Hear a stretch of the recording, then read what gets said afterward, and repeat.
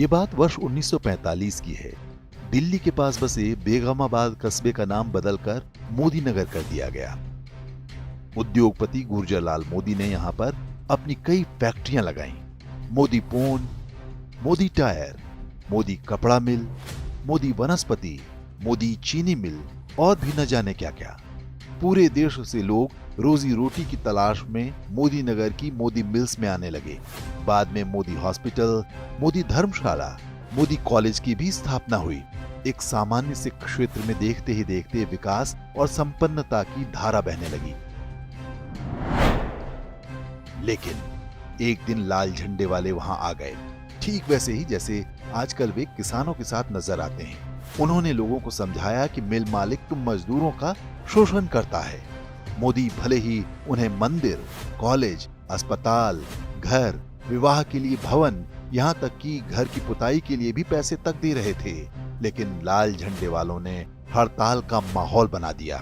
लोगों ने भी मान लिया कि मोदी मिल्स वाले पूंजीपति हैं और उनके खिलाफ विद्रोह करना उनका कर्तव्य है। और फिर क्रांति आरंभ हो गई। आए दिन तालाबंदी और तोड़फोड़ होने लगी। बताया जाता है कि एक बार जब मोदी साहब की पत्नी मंदिर गईं, तो मजदूर नेताओं ने कपड़े उतारकर उनके सामने नग्न प्रदर्शन किया। उस दिन के बाद मोदी नगर फिर कभी वैसा नहीं रहा। चीनी मिल को छोड़कर एक एक करके सारी मोदी इंडस्ट्री वहां से उठा ली गई। चीनी मिल आज भी बची हुई है, क्योंकि तब किसानों ने लाल झंडे वालों को कभी अपने बीच घुसने नहीं दिया था, इसलिए किसानों की क्रांति नहीं हो पाई। लेकिन आज ये लाल झंडा किसानों में अपनी पैठ बना चुका है। जिस मोदी नगर में देश के कोने कोने से लोग नौकरी करने जाते थे, आज उसी मोदी नगर के लोग बसों और ट्रेनों में भरकर छोटी छोटी नौकरियां करने दिल्ली, नोएडा और गाजियाबाद जाते हैं।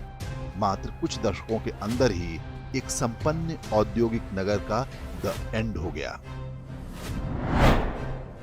ये सब कुछ वैसा ही था जैसे पश्चिम बंगाल के नंदीग्राम में टाटा नैनो की फैक्ट्री का प्रोजेक्ट। वहां 15,000 लोगों को नौकरी मिलनी थी, लेकिन ममता बनर्जी के संगठित भीड़ तंत्र ने फर्जी आंदोलन द्वारा बंगाल से गुजरात शिफ्ट होने के लिए टाटा समूह को मजबूर कर दिया। बंगाल के लोग पहले नौकरी ढूंढने दिल्ली, मुंबई के शहरों में जाते थे, अब गुजरात भी जाते हैं।